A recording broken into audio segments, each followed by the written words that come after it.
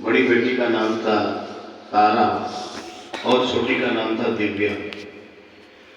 दोनों बहनों में बहुत आपस में प्रेम है। बड़ी लड़की समझदार है, वो एकादशी का व्रत करने लगी। दिव्या अभी बहुत छोटी है, तो वो दिव्या देखती कि जिस दिन बहन का व्रत होता है तो उसके लिए अलग से खाना बनता है, अनेक प्रकार के व्यंजन मिठाई उसके लिए बनते हैं कि आज इसका व्रत है, आज इसका व्रत है।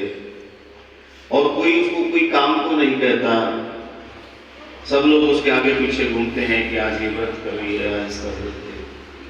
वो छोटी बच्ची दिव्या ने सोचा कि बड़ी बहन की तो घर में बड़ी इज्जत होती है, बड़ा नाम होता है, मेरे को कोई पूछता नहीं। अगर मैं भी ये व्रत करने लगूं तो मेरा भी कुछ सम्मान हो जाएगा घर में। तो एक दिन बड़ी बड़ी बहन तारा से पूछती है कि बहन, ये जो तुम व्रत करती हो इसका विधान क्या है, तरीका क्या है? तारा ने पूछा कि तुम क्यों पूछ रही हो? उसने कहा कि मैं भी ये व्रत करूंगी। तारा ने कहा, दिव्या देखो, अभी तुम बहुत छोटी हो, ये व्रत बड़ा कठिन है, बड़ा मुश्किल है, तुमसे नहीं होगा। लेकिन उसने जिद कर ली कि नहीं, मुझे व्रत करना ही है।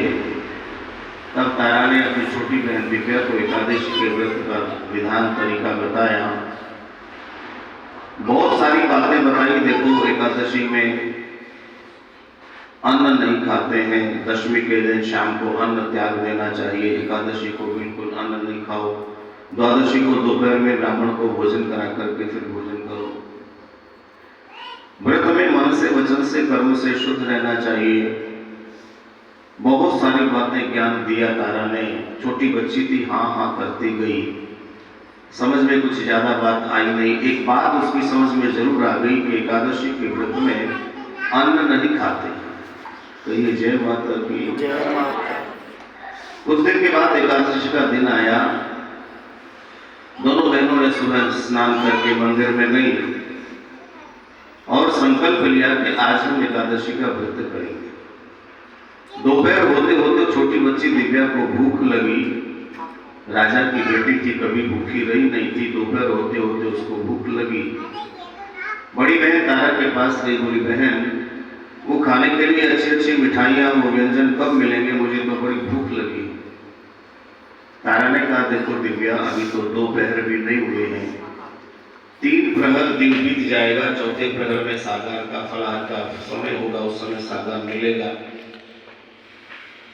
तो उस दिव्या ने कहा कि देखो, अगर ये इतना देर में खाने को मिलेगा तो ये व्रत मुझसे नहीं होगा, और मुझे अभी जो कुछ मिलता है मैं जाकर के खा लूंगी, बड़े समय होगा। तो तारा ने उसका हाथ पकड़ कर बैठा लिया, उसको इधर उधर की बातों में बहलाने फुसलाने लगी कि किसी तरह से इसका मन बहल जाए, लेकिन उसका मन नहीं बहल रहा था। तो तारा ने सोचा कि इसको किसी काम में लगा दें जिससे समय भी बीत जाए और उसका मन भी बह जाए। तारा ने कहा, देख दिव्या, अभी महल में खाने के लिए कुछ बना नहीं, तू एक काम कर, तू बाजार चली जा, बाजार से कुछ फलाहार खरीद कर ले आ। और 2 मुद्राएं, 2 पैसे दे दिए तारा ने दिव्या को कि देख, 1 पैसे का मेरे लिए और 1 पैसे का अपने लिए, अलग अलग फलाहार खरीद कर लाना। सोचा कि 2 जगह से लाएगी तो थोड़ा समय ज्यादा लग जाएगा, वापस आएगी तब तक सागर का फलाहार का वक्त हो जाएगा, इसको भोजन करा देंगे, फलाहार करा देंगे। अब वो दोनों पैसे मुट्ठी में दबा करके वो छोटी बच्ची दिव्या महल से निकली, पहली बार बाजार में गई है, बहुत दूर चली गई, देखती जा रही है, कहीं पर कुछ बिक रहा है, कहीं कुछ बिक रहा है। देखा कि एक दुकान पर कुछ खाने की चीज बिक रही थी, कुछ लोग खा रहे थे, कुछ ले जा रहे थे। एक आदमी का कुर्ता पकड़ कर पूछने लगी, भैया ये किस चीज की दुकान है, यहाँ क्या बिकता है? उसने कहा, कन्या, ये मांस की दुकान है। अब मांस उसने देखा सुना भी नहीं था, कभी नमाज का नाम भी नहीं सुना था, खाने की बात तो बहुत दूर थी। थोड़ी देर बाद फिर उसका कुर्ता पकड़ के बोली, भाई ये मांस क्या होता है? उसने कहा, मांस खाने की चीज होती है। अब उसको ध्यान आया कि बहन ने मना किया था कि एकादशी के दिन अन्न नहीं खाते। तीसरी बार फिर उसका कुर्ता पकड़ के बोले, भैया एक बात बताओ, ये जो मांस होता है ये अन्न तो नहीं होता इसमें? उसने कहा, पागल, ये अन्न मन में कुछ नहीं होता, ये तो मांस होता है। तेरे को लेना है तो लेने आगे जा। उसने कह दिया कि ये अन्न नहीं होता है, और बहन ने कहा था कि अन्न को छोड़कर कुछ भी खा लेना, अन्न नहीं खाना है। तो उसने वो 1 पैसा दुकानदार को दे दिया। अब उस दुकानदार ने वो तला हुआ, रंधा हुआ, भुना हुआ जैसा भी मांस था पत्ते पर रख करके दिव्या को दे दिया। भूख लगी थी, वही खड़ी होकर के खाने लगी और सारा का सारा मांस खा गई। आप कहिए जय माता। जय माता। अब जब वो खा गई तो दूसरे पैसे का ध्यान आया कि बहन के लिए भी ले जाना है कुछ। थोड़ी दूर आगे गई, कहीं से फल मिल गए, 1 पैसे के फल लिए, पोटली बांध करके आ गई महल में और आकर के बहन को दे दिया। लो बहन, अपना फलाहार सब संभालो। तारा ने कहा तेरा कहाँ है? बोले मैं तो अपना बाजार में ही खा। बाजार का शब्द सुना तो तारा ने गुस्सा किया, अरे पागल, व्रत के दिन घर से बाहर नहीं खाना चाहिए, पहले भगवान को भोग लगा करके फिर जो प्रसाद बचता है वो खाना चाहिए। डांटने लगी, डांटते डांटते पूछी, बता क्या खाकर आई है? बोली मैं मांस खाता।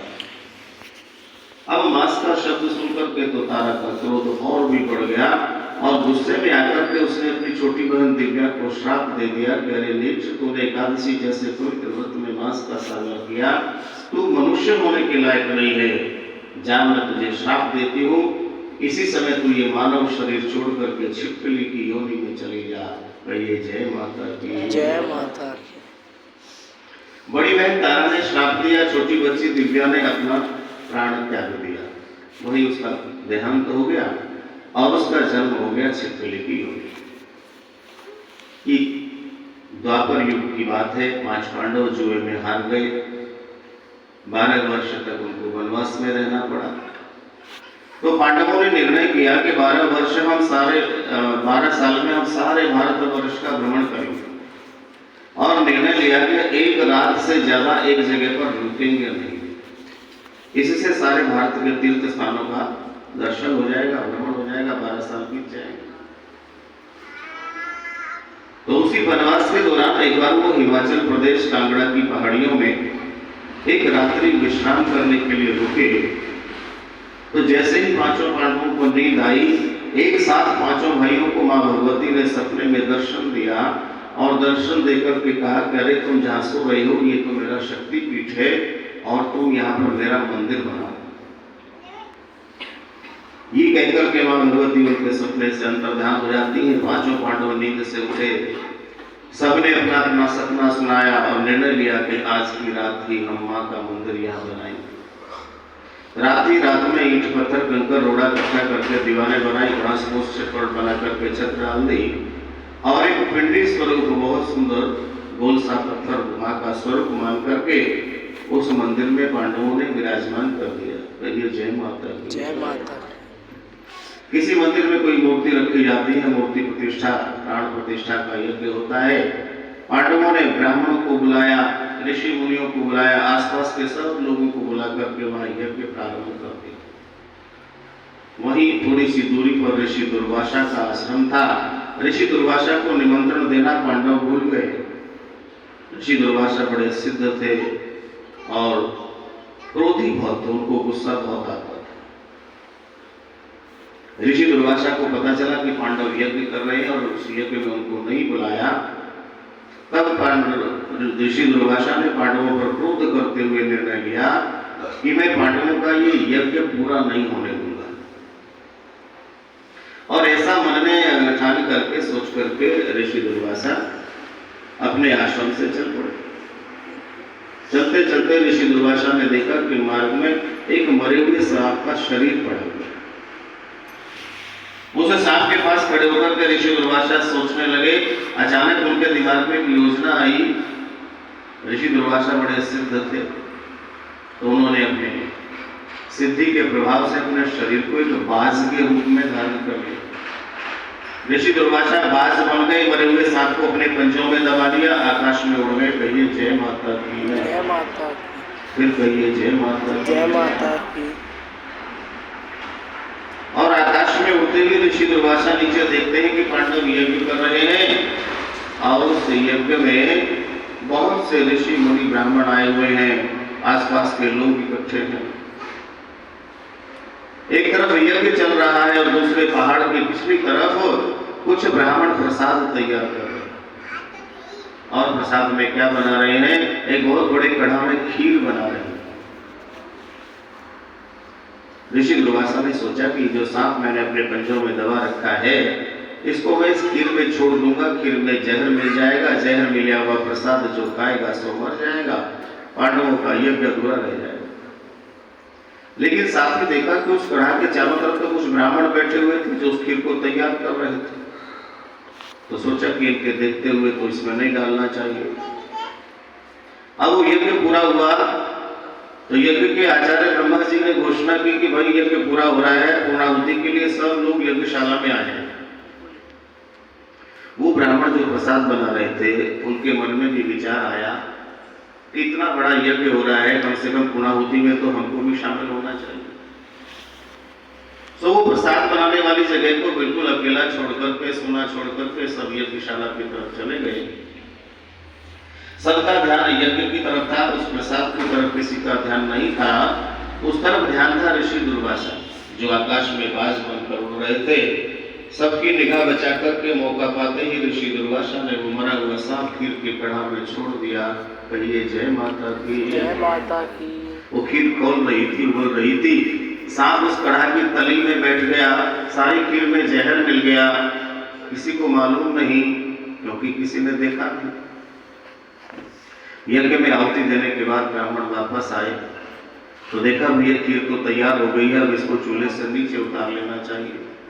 बहुत बड़ा कड़ा था, 5, 7, 10 ब्राह्मण चारों तरफ से पकड़ करके उस खीर के कड़ा को जैसे ही उठाने लगे, ऊंचे से पहाड़ से एक छिपकली आई, खीर में गिर गई। कहिए जय माता की। जय माता। जैसे ही वो छिपकली खीर में गिरी, उन ब्राह्मणों के हाथ से वो कड़ा छूट गया और सबने एक स्वर से कहा, अरे चांडाल, तूने बड़ा नीच कर्म किया है, जा तेरा अगला जन्म भी चांडाल होगा। और अनेक प्रकार से उस छिपकली को दुत्कारने लगे, बुरा भला कहने लगे। अरे नीच, तुझे मरना ही था, कहीं और जाकर के मरती, हमारा प्रसाद को नष्ट न करती।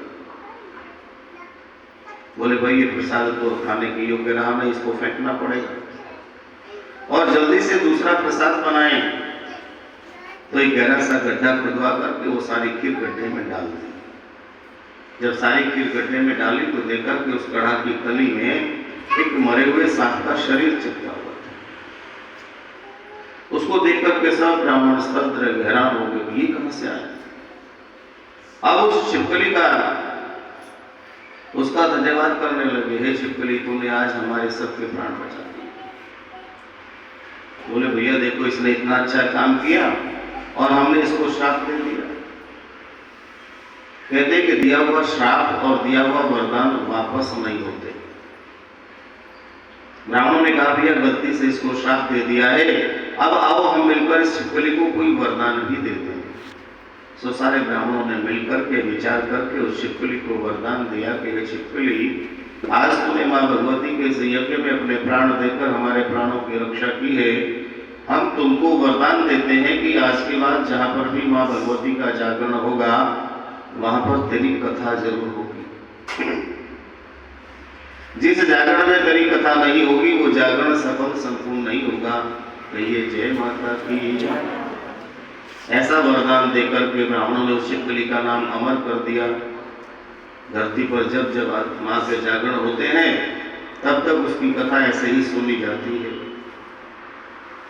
अब वो छिपकली खीर में गिरी, उसके प्राण निकले, उसका जन्म एक राजा के घर में हो गया। एक स्पर्श नाम के राजा थे जिनके यहाँ कोई संतान नहीं थी। बहुत दिन के बाद घर में एक कन्या का जन्म हुआ। राजा स्पर्श बड़े प्रसन्न हुए। शहर के विद्वान ब्राह्मण ज्योतिषियों को महल में बुलाया, कन्या के जन्म का समय बताया और कहा कि महाराज देखो कैसे घड़ी नक्षत्र मुहूर्त में कन्या का जन्म हुआ है। ब्राह्मणों ने लगन निकाल करके कुंडली तैयार की। कुंडली के ग्रहों का फलादेश राजा को सुनाने लगे। ज्योतिषियों ने कहा महाराज ये कन्या की कुंडली कहती है कि ये कन्या जिसके घर में रहेगी उस घर के लोग चांडाल होंगे, उस घर में धन नहीं होगा, उस घर के लोग दूसरों की सेवा करने वाले होंगे। कुल मिलाकर के महाराज ये फलादेश है कि कन्या आपके घर में रहने के लायक नहीं। तो राजा ने पूछा कि इसका उपाय क्या है, क्या करें? ब्राह्मणों ने तरीका बताया। बोले महाराज एक सोने का संदूक बनवाओ, सोने के संदूक में कन्या को बंद करना, रात को चुपके से नदी में बहा देना। सुबह तक बहकर बहुत दूर चली जाएगी संदूक, किसी को पता नहीं चलेगा कि संदूक किसकी है, कन्या किसकी है। सोने के लालच में जल्दी से संदूक को कोई निकाल लेगा और निकालने वाला अगर कोई गरीब हुआ तो इसे सोने को बेच करके इस कन्या का पालन पोषण कर लेगा। राजा स्पर्श ने ऐसा ही किया, सोने का संदूक बनवाया, उसको सुंदर कपड़े में लपेट करके उस कन्या को रखा और वो संदूक रात में बिना किसी को बताए चुपचाप नदी में प्रभात करती बहा दी। सुबह होते होते वो संदूक बहुत दूर बह करके चली गई।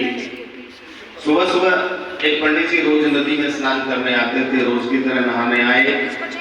नहा करके जैसे ही अंजलि भर करके सूर्य को जल देने लगे तो नदी के बीच की तरफ ध्यान गया पंडित जी का, तो देखा कि सोने का संदूक बहकर जा रहा है। पंडित जी ने संदूक को निकालने की चेष्टा की, कोशिश की, नदी में जल बहुत था, पंडित जी को तैरना नहीं आता था, इसलिए बाहर निकल करके चारों तरफ देखने लगे। तो देखा कि एक भील जो नाव लगाया करता था किनारे पर, वो भी अपनी नाव के पास अभी आया है। नाव को झाड़ पूछ करके धो करके साफ कर रहा था। पंडित जी दौड़ करके उस भील के पास गए, बोले भैया जल्दी से इस नाव की रस्सी खोलो और नदी के बीच में चलेंगे। भील ने पूछा महाराज क्या बात है? बोले भैया एक सोने का संदूक बह करके जा रहा है, वो संदूक निकाल कर लाएंगे। भील ने कहा महाराज सुबह सुबह का पहले ग्राहक हो आप, ये संदूक लेकर के आप अपने घर चले जाएंगे, मुझे क्या मिलेगा? पंडित जी ने कहा देखो भैया ये संदूक मैंने देखी है, संदूक मैं ले लूंगा, उसके भीतर जो धन निकलेगा सब तुम ले लो, और अगर उसमें कुछ भीतर नहीं निकलेगा तो तुम्हारा जो आने जाने का किराया होता है वो मैं तुमको दे दूंगा। पंडित जी और भील दोनों नाव में बैठ करके नदी के बीच में गए, संदूक को उठा करके पहले नाव में रखा, फिर ला करके किनारे पर रखा, और जैसे ही ढक्कन खोल करके देखा तो देखा कि एक लाल कपड़े में लिपटी हुई सुंदर सी कन्या अपने पैर का अंगूठा मुख में लिए खेल रही। संयोग से उस भील के यहाँ कोई संतान नहीं थी, और जैसे ही उसने उस कन्या को देखा तुरंत लपक करके उठा लिया, अपने गले से लगाया, भगवान का धन्यवाद किया, पंडित जी का धन्यवाद किया। बोले महाराज आज आपकी कृपा से मुझे भी संतान हो गई है, ये धन ये सोना सब आप ले जाओ। सोने के संदूक लेकर के पंडित जी अपने घर चले गए, उस कन्या को लेकर के वो भील अपने घर आ गया। आप कहिए जय माता, फिर कहिए जय माता, एक बार और कहिए जय माता। भील ने आकर के अपनी पत्नी को वो कन्या की सारा हाल सारी कथा सुनाई। दोनों पति पत्नी बड़े हर्षित हुए, दोनों ने खुश होकर के उस कन्या का नाम रख लिया रुक्मिणी, और प्यार से उसे रुको रुको कहकर के बुलाने लगे। अब ये रुक्मिणी कौन है? और जैसे ही वो रुक्मिणी अब जवान हुई, उसके भील पिता ने उसके लिए एक योग्य वर ढूंढा। हरिपुर शहर में उस रुक्मिणी का विवाह हो जाता है। कहिए जय माता। ये हरिपुर शहर में रुक्मिणी का विवाह हो गया। हरिपुर शहर के राजा ने हरिचंद, और उन हरिचंद की जो पत्नी है वो तारा है। दोनों बहनें फिर एक ही शहर में इकट्ठी हो गई। तारा का तो एक ही जन्म है, इस रुक्मिणी ने जल्दी जल्दी से तीसरा शरीर धारण कर लिया। दोनों बहनें फिर एक शहर में आ गई, और रुक्मिणी की सास महारानी तारा के महल में रोज सेवा करने जाती, सफाई करने का काम करती थी। शादी को साल 2 साल हो गए, तो एक बार रुक्मिणी की सास बीमार पड़ गई, महल में सेवा करने नहीं जा सकी, तो अपनी जगह रुक्मिणी को भेज दिया। अब सास जिस समय सेवा करने जाती थी, सुबह सफाई करने, रुक्मिणी उससे भी 1-2 घंटा पहले ही चली गई। रानी तारा के सोते सोते ही सारे महल को साफ किया और साफ करके जैसे ही महल के पीछे से बाहर निकली तो एक बगीचा था। बगीचे में एक बड़ा सा चबूतरा था, उस चबूतरे पर एक छोटा सा मां भगवती का मंदिर था। उस मंदिर के चबूतरे को भी वो साफ करने लगी। इतने में रानी तारा का पूजा का समय हुआ। महारानी तारा आई तो देखा कि एक औरत है। पूछा, तुम कौन हो? रुक्मिणी ने हाथ जोड़कर कहा, महारानी जी, मेरा नाम रुक्मिणी है, मेरी सास आपके यहाँ सेवा करने आया करती हैं, आज उनकी तबीयत ठीक नहीं है, सो मैं आई। रानी तारा ने दिव्य दृष्टि से देखा, पहचान गई, बोली, अरे रुक्मिणी, तू तो मेरी बहन है। रुक्मिणी ने कहा कि महारानी, आप तो महारानी है, मैं भील हूं, मैं आपकी बहन कैसे हो सकती? तारा ने कहा कि तुझे अपने पिछले जन्म की बात याद नहीं है, मैंने ही गलती से तुझे श्राप दिया था तो छिपकली हुई, अब फिर तू मानव शरीर धारण करके आई है, तेरा जन्म कहीं हुआ हो, तू कहीं रहती हो, लेकिन आज से तू मेरी बहन है। तेरे को, तेरे परिवार को कोई सेवा, कोई कार्य करने की जरूरत नहीं है। आज के बाद तुमको जितना धन चाहिए, जो वस्तु चाहिए, मुझसे मांग कर ले जाएगा। कहिए जय माता की, जय माता की। इस प्रकार से रुक्मिणी का जीवन और भी आनंद से बीतने लगा।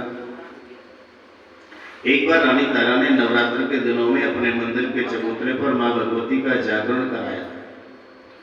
जागरण मंडली पहुंची, महंतों ने जाकर के उस चबूतरे को गाय के गोबर से लिपवाया, एक चंदन चांदी की चौकी बिछाई और रानी तारा से कहने लगी कि महारानी, हमें कुछ मोती चाहिए। तारा ने पूछा कि मोतियों का क्या करोगे? महंतों ने कहा कि मोतियों का चौक पुराएंगे, उसके ऊपर जोत रखेंगे, फिर जागरण शुरू करेंगे। रानी तारा ने एक सोने का कलश मोतियों से भरकर के महंतों को दिया। उसमें से मोती लेकर के महंतों ने चौक पुराया, जोत जगाई, जागरण शुरू कर दिया। कहिए जय माता की। अभी हमारी एक बहन कह रही थी कि पक्का भजन सुनाओ। पक्का भजन क्या होता है? रानी तारा के उस मंदिर पर महंतों ने जो भजन किया, वो भजन हम और आप भी मिलकर करते हैं। कहिए जय माता की। तू जाने महारानी तेरिया, तू जाने महारानी तेरिया, तू जाने महारानी तेरिया,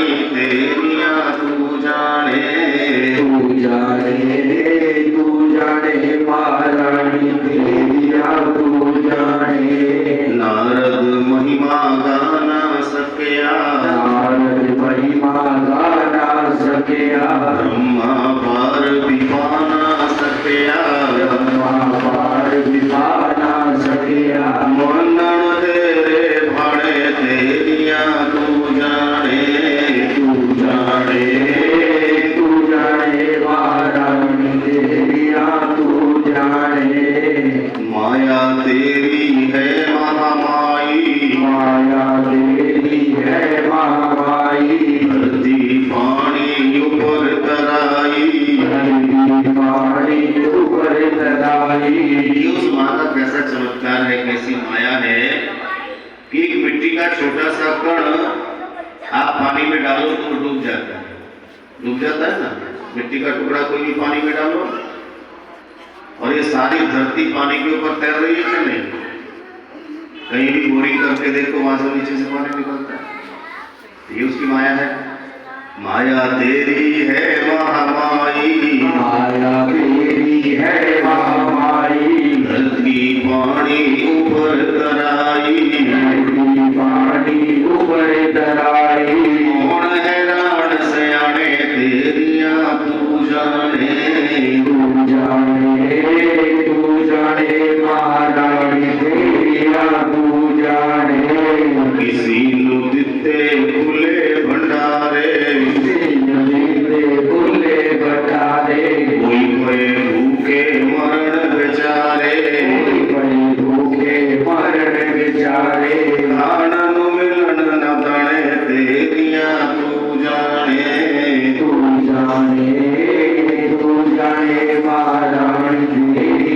तू जाने।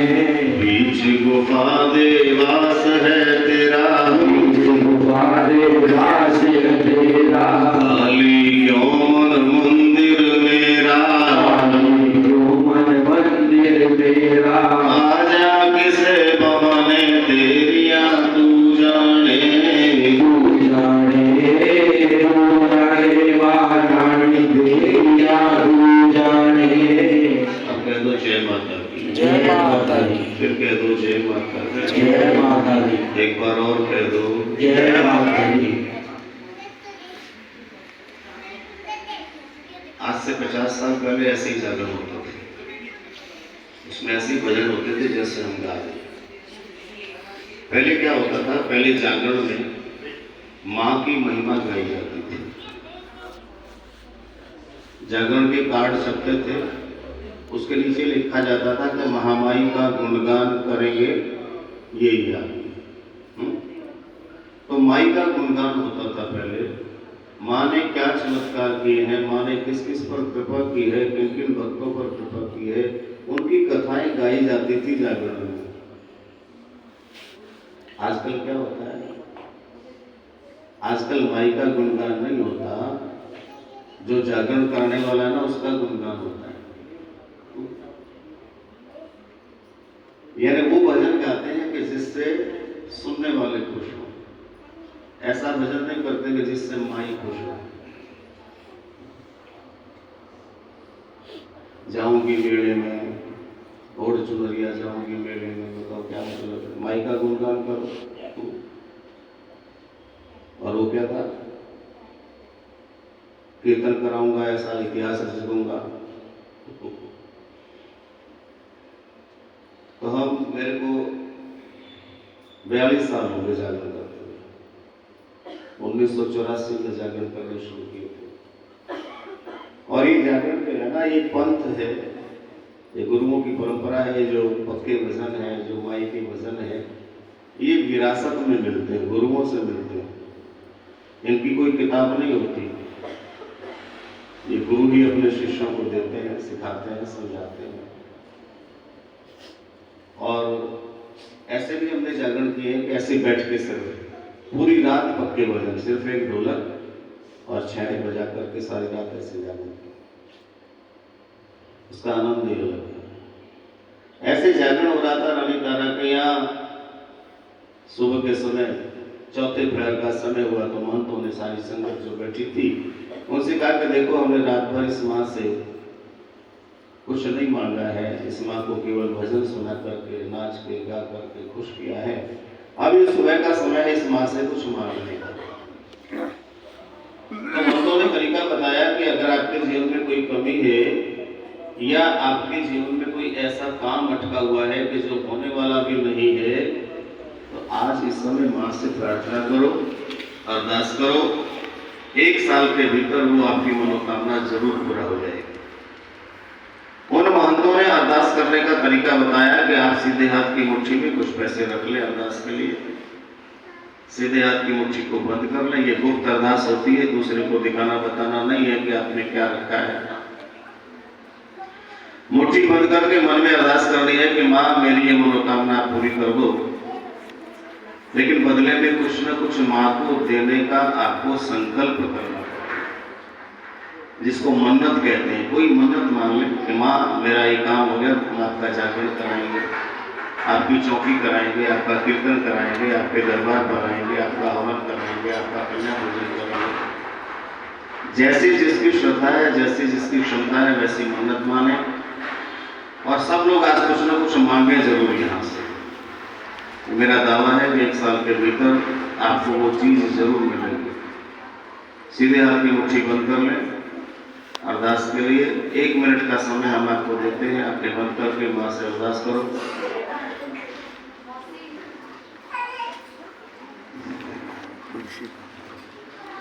सो गए थे पैसे।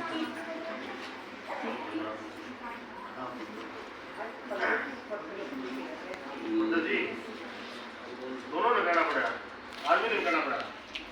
आपको अवतारण वेला अवतारण दा वेला मां अवतारण दा वेला हुण तारण दा वेला मां हुण तारण दा वेला अवतारण दा वेला मां अवतारण दा वेला हुण तारण दा वेला अवतारण दा वेला मां अवतारण दा वेला अवतारण दा वेला हुण तारण दा वेला मां हुण तारण दा वेला अवतारण दा वेला मां अवतारण दा वेला हुण तारण दा वेला मां हुण तारण दा वेला अवतारण दा वेला मां अवतारण दा वेला धौलागढ़ पर्वत के ऊपर धौलागढ़ पर्वत के ऊपर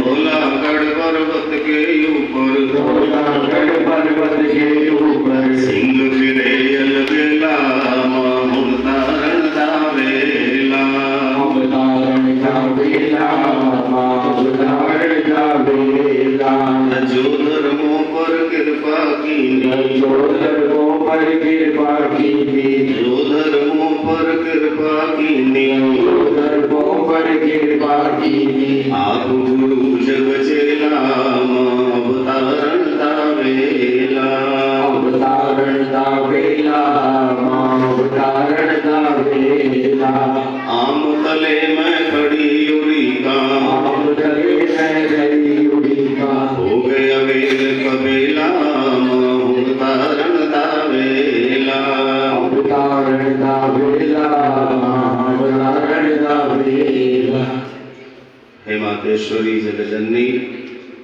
आज तेरे सजे हुए दीवान में तेरी पवित्र ज्योति के सामने बैठे हुए तेरे जिन जिन बच्चे बच्चियों ने जो जो गुप्त मनोकामनाएं मांगी हैं, हे मातेश्वरी, एक वर्ष के भीतर इन सब की मनोकामना पूर्ण करना, सबके घर में सुख शांति देना, सबके शरीरों को निरोगता देना, कारोबार में तरक्की देना, पढ़ने वाले बच्चों को विद्या बुद्धि का दान देना।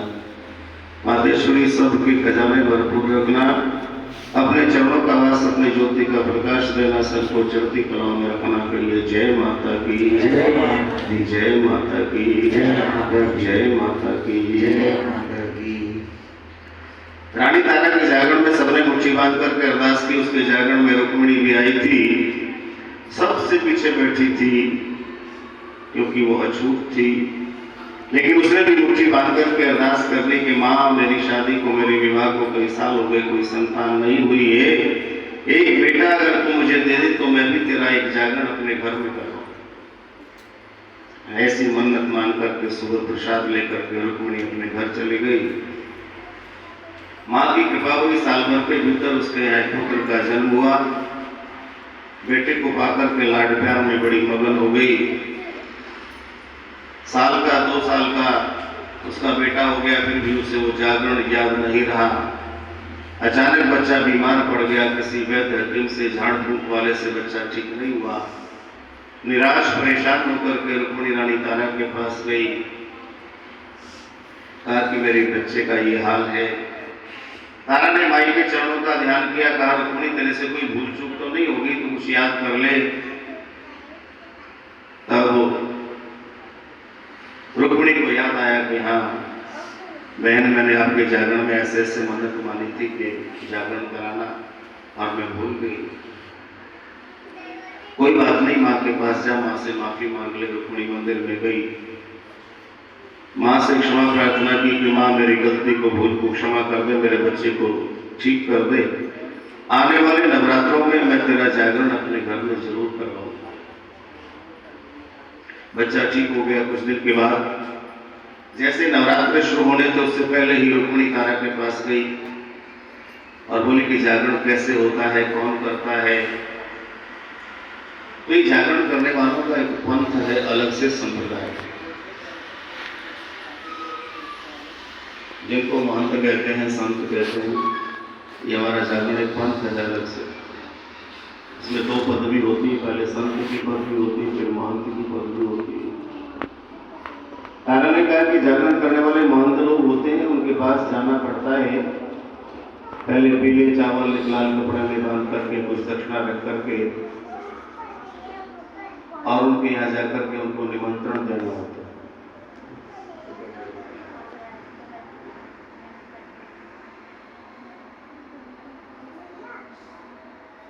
रुक्मिणी ने पीले चावल किए, गंगा जल से चावलों को पीला, उसमें गंगा जल डाल करके हल्दी डाल करके पीला किया, लाल कपड़े में बांध करके कुछ दक्षिणा रखी। सुबह नहा धोकर के बिना कुछ खाए पिए नंगे ही पांव अपने घर से वो पीले चावल लेकर के उन महंतों के घर गई जो जागरण किया करते थे।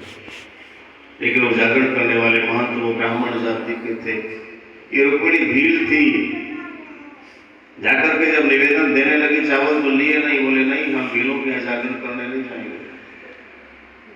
वो चावल नहीं लिए तो रुक्मिणी वो चावल लेकर के जाकर के तारा के पास गई और उसकी झोली में रख दिए महारानी तारा के वो पीले चावल। तारा ने पूछा कि क्या है? बोले जागरण के डल है, पीले चावल है, किसी महंत ने तो चावल लिए नहीं, मेरा जागरण कैसे हो? तारा ने वो चावल लिए, माथे से लगाए, आधे अपने पास रख लिए, आधे रुक्मिणी को दे दिए। कहने लगी जा अब जाकर के उन महंतों को ये चावल देना, इसमें से थोड़े थोड़े देना और कह देना कि रानी तारा ने भिजवाए हैं और नवरात्रों की अष्टमी को तुम्हारे यहाँ जागरण करने के लिए आ गए। अब रानी के आदेश को कौन टाल सकता था? सब ब्राह्मणों ने पीले चावल ले लिए, लेकिन एक शर्त रख दी। बोले रुक्मिणी हम आ तो जाएंगे लेकिन जागरण तब तक शुरू नहीं करेंगे जब तक रानी तारा वहां नहीं पहुंचे। सारे शहर में चर्चा फैल गई कि अष्टमी की रात थी, सारे ब्राह्मण और एक महारानी तारा एक भील के घर जागरण करने जाएंगे। राजा हरिचंद्र को भी पता चल गया, लेकिन राजा ने निश्चय किया कि मैं रात में जाग करके खुद देखूंगा कि रानी तारा जाती है कि नहीं जाती। अष्टमी के दिन राजा का एक बहुत मुंह लगा सा नौकर था नजदीकी, उसका नाम था सेन। राजा सेन से कह लगे सेन हमने सुना है कि अष्टमी की रात हमारी रानी भीलों की यहाँ जागरण करने जाएगी। सेन ने कहा महाराज सुना तो मैंने भी है, लेकिन मैंने डर के मारे आपको बताया नहीं। राजा बोले सेन मैं रात में जाग करके देखना चाहता हूं कि रानी तारा जाती है कि नहीं जाती, और जाती है तो वहां क्या करती है। लेकिन समस्या है कि मुझे रात को नींद आ जाती है, कोई ऐसा तरीका बताओ कि रात को नींद ना आए। सेन ने कहा महाराज आप चाकू से अपनी उंगली को थोड़ा सा काट लेना, उंगली में घाव होगा, घाव में दर्द होगा, दर्द से नींद नहीं आएगी। राजा ने कहा अरे मूर्ख हम क्षत्रिय लोग हैं, सिर कटने पर उठ नहीं करते, एक उंगली के घाव से सारी रात जाग लेंगे। सेन ने कहा महाराज थोड़ा सा नमक पास रखना, जैसे दर्द कम होने लगे उसमें बार बार नमक लगाते रहना, नींद नहीं आएगी। राजा को युक्ति समझ आ गई। जिस दिन जागरण था शाम के समय, जैसे ही दिन छिपा राजा ने उंगली चाकू से उंगली को काट लिया, उंगली से खून बहने लगा तो दौड़ करके राजा गए महल में, तारा को आवाज दी। तारा ने आकर देखा रानी ने कि राजा के हाथ से खून बह रहा है। अपने साड़ी का पल्लू फाड़ करके राजा की उंगली पर पट्टी बांध दी। राजा बिस्तर में लेट गए। रानी तारा उनका सर दबाने लगी कि शायद राजा को नींद आ जाए तो मैं चली जाऊं। राजा के जब सर दबा रही थी रानी, तो राजा ने क्या किया कि अपना सर रानी के घुटने पर रख दिया। सोचा कि अगर मुझे नींद भी आएगी तो इसका पैर हिलेगा, मेरी नींद खुल जाएगी। जागरण में जाने का समय हो जाता है, राजा को नींद नहीं आ रही है। रानी तारा मां भगवती का ध्यान करती है। हे मां मैंने जो पीले चावल ले रखे हैं वो संकल्प से बंधी हुई हूं, राजा से इजाजत नहीं मांग सकती, क्योंकि राजा से अगर मैंने पूछा तो वो मना कर देंगे। राजा के मना करने पर मैं जा नहीं पाऊंगी, क्योंकि रानी तारा जो है पति पिता थी। पति की आज्ञा न माने तो पति पिता धर्म टूट जाता है। तो तारा ने निश्चय किया था कि मैं राजा को बिना बताए चली जाऊंगी, वापस आकर के बता दूंगी, गुस्सा करेंगे तो बर्दाश्त सहन कर लूंगी। लेकिन राजा को नींद नहीं आएगी। रानी मां भगवती जब ज्वाला का ध्यान करती हैं, मां से निवेदन करती हैं, तब एक ठंडा सा हवा का झोंका आया, राजा की आंख लग गई और इतनी गहरी नींद आई राजा को कि रानी ने उनका सिर अपने घुटने से हटा करके तकिए पर रख दिया। फिर भी राजा की नींद नहीं खुली। बिना चप्पल जूती पहने, नंगे ही पांव भीलों की बस्ती की तरफ रानी दौड़ पड़ी। बादल छाए हैं, बारिश होने वाली थी, अंधेरा है और भीलों की बस्ती शहर से दूर जंगल में हुआ करती थी। रास्ते में चोरों का डर भी है। रानी तारा ने अपने पैरों में बहुत सुंदर सी भारी भारी सी पायल भी पहन रखी हैं। एक पांव रखती है तो छम की आवाज आती है, दूसरा पैर रखती है तो छम की आवाज आती है। छम छम करती तारा रानी चल पड़ी जी। छम छम करती तारा रानी चल पड़ी जी। छम छम करती तारा रानी चल पड़ी जी। छम छम करती तारा रानी चल पड़ी। हे जी कोई महलों में, कोई महलों में सोमे भर तार छम छम करती तारा रानी चल पड़ी। अरे पीरे बदरा मैया मेरी छा गए जी। काले पीरे बदरा मैया मेरी छा गए जी। हे जी कोई बरसे, कोई बरसे मूसलधार छम छम करती तारा रानी चल पड़ी। बदरा बरस के मैया मेरी थम गए जी। बदरा बरस के मैया मेरी थम गए जी। हे जी कोई चोरों ने, कोई चोरों ने घेरी है नार छम छम करती तारा रानी चल पड़ी जी। बारिश हुई लेकिन थम गई। अंधेरा है, कीचड़ है, ऊंचा नीचा रास्ता है पहाड़ों का। रास्ते में चोरों का डर है। चोरों ने रानी को घेर लिया। रानी उनसे बच बचा करके निकल गई, लेकिन छिना झपटी में रानी के साड़ी का कोना फट करके चोरों के हाथ में रह गया। ऊंचे नीचे पर पैर गिरा, रानी के पायल जो है वो खुल करके गिर गया। लेकिन रानी को कुछ पता नहीं। जहां पहुंची रुक्मिणी के घर, उसके जाते ही जागरण शुरू हो गया। वहां जागरण शुरू हुआ और महल में राजा की नींद खुल गई। कहिए जय माता दी। जय माता दी। नींद खुल गई तो राजा ने देखा महल में तारा नहीं है। गुस्से में भर करके तलवार उठा ली, नीले घोड़े पर सवार होकर के भीलों की बस्ती की तरफ राजा चल पड़े। जा पहुंचे भीलों के यहाँ बस्ती में, रुक्मिणी के घर। तो भीलों के घर कैसे होते थे? पहले झोपड़ी होती थी, उसके चारों तरफ जो है कांटों की बाड़ लगा देते थे दीवार बनाने की जगह। खुले आंगन में जागरण हो रहा था। राजा जो वो झाड़ियां जो कांटे लगा रखे थे, उन झाड़ियों के पीछे बैठ करके देखने लगे कि क्या करते हैं राजा। उन भीलों की यहाँ जो उनकी कुल देवी थी वो शीतला माई थी। शीतला माई को प्रसन्न करने के लिए उन्होंने एक जानवर की बलि दी। उस जानवर के शरीर का प्रसाद बनाया, उसी का भोग लगाया और वही प्रसाद सबको बांटने लगे। एक पत्तल पर सारा प्रसाद रख करके रुक्मिणी ने महारानी तारा को दिया। रानी तारा ने वो प्रसाद झोली में लेकर के और महल की तरफ चल पड़ी।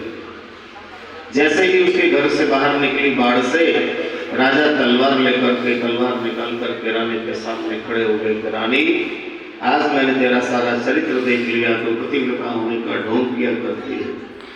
मेरी बिना आज्ञा के तो भीलों की आई है, यहाँ से मांस लेकर आई है। पहले ये मांस फेंक, तालाब में स्नान कर, फिर मेरे से बात कर। रानी ने कहा, महाराज ये मांस नहीं, मेरी माँ का भोग है, मेरी माँ का प्रसाद है, इसे मांस न कहिए। राजा ने गुस्से में भर करके वो तलवार से उसके साड़ी का पल्ला हटा करके उसकी झोली दिखाई कि देख इसमें मांस नहीं तो क्या है, क्या कहूँ इसको। लेकिन जब खुद राजा ने उसकी झोली में देखा तो उसमें वो मांस नहीं था। उस मांस के 5 प्रकार के मेवा, मिश्री, मखाने, लौंग, इलायची, सुपारियां बन जाती हैं। कहिए जय माता की। जय माता।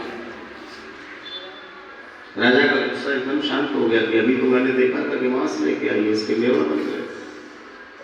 कहने लगा रानी मैं समझ गया, तो रात भर भीलों के अरे ये भील लोग जादू करना बहुत जानते हैं, उन्हें से जादू सीख लिया और मेरे को जादू करके दिखा रही।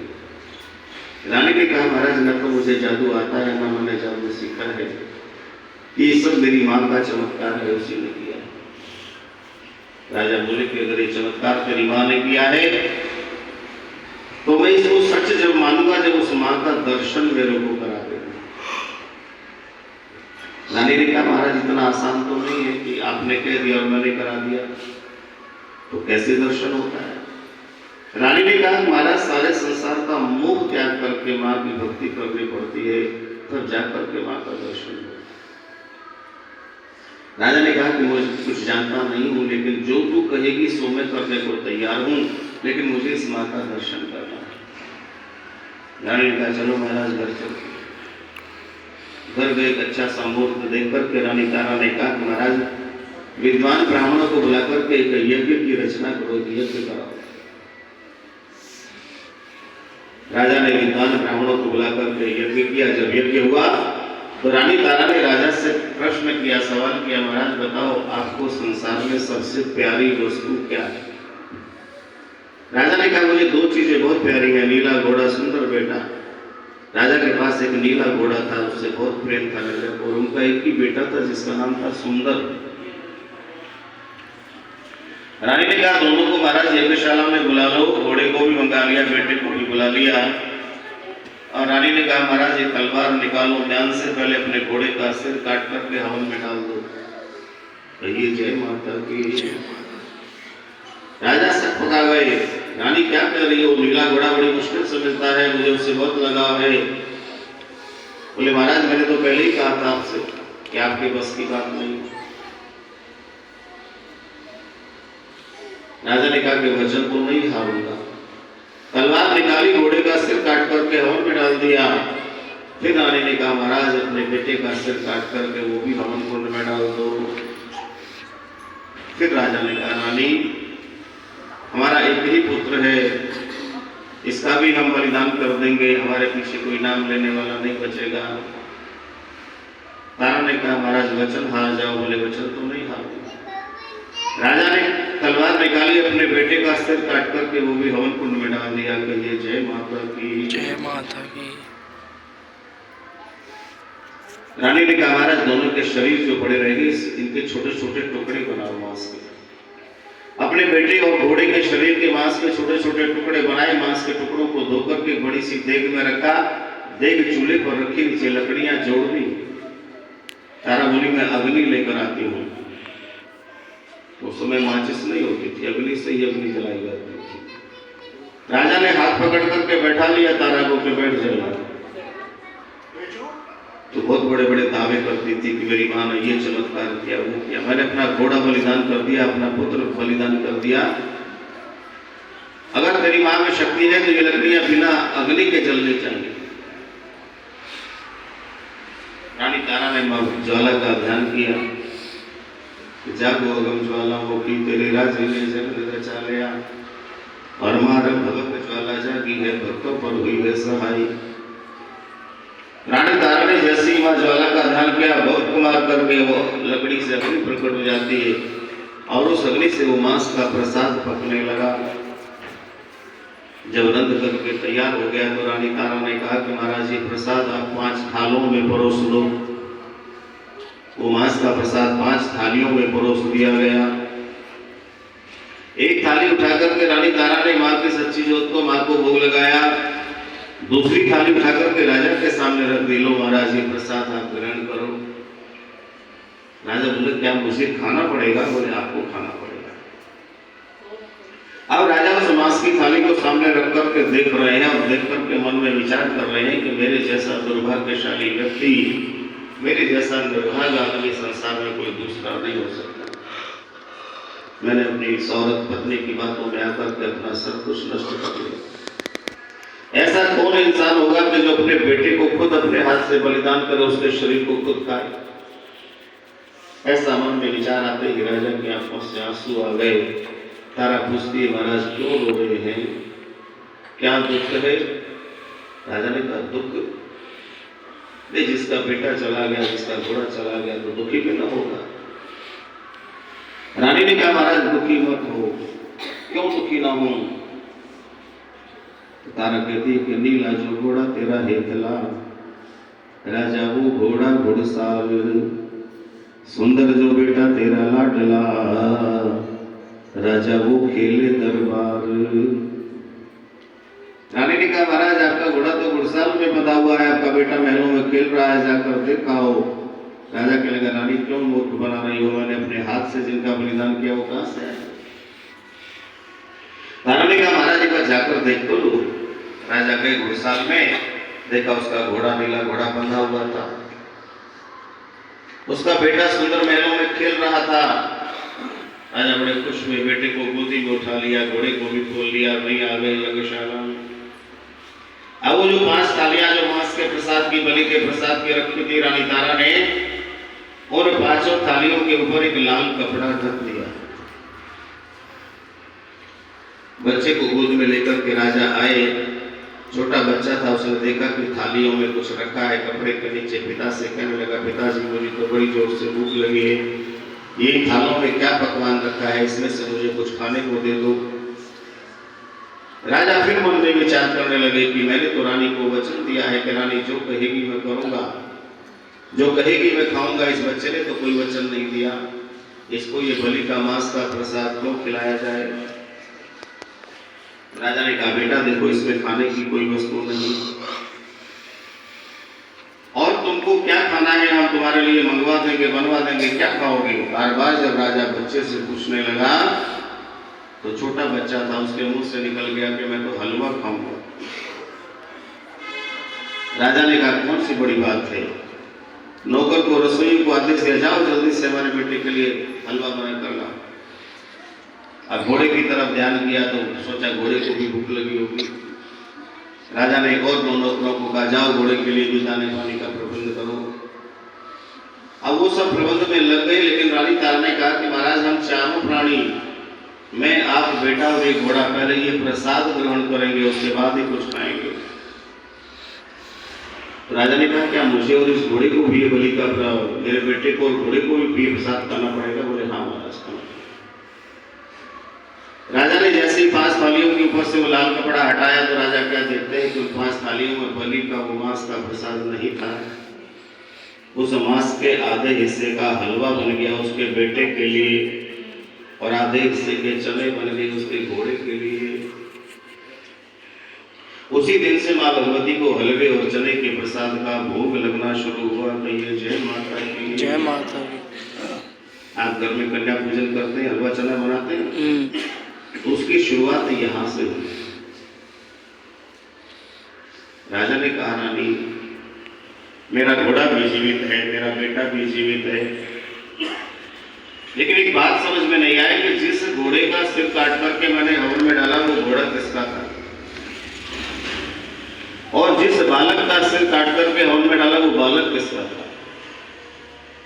तो रानी कहती, महाराज जिसको आप अपना घोड़ा समझ रहे हैं वो आपका अहंकार था, जिसको आप अपना बेटा समझ रहे हैं वो आपका मोह था। आपने अहंकार और मोह को मार दिया।